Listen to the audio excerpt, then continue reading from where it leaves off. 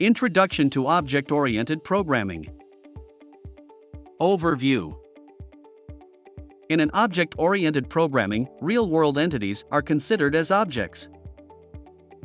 Objects can have attributes and operations.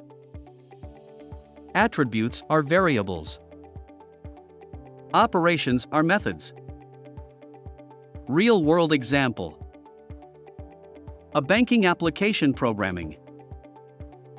Bank entities has bank name, branch code, address, deposit amount, withdraw amount, transfer amount. Account entities has account number, type, balance amount. Customer entities has customer name, address, accounts. Bank class has bank name, branch code, address, deposit amount, withdraw amount, transfer amount. Click the link in the description to watch full video.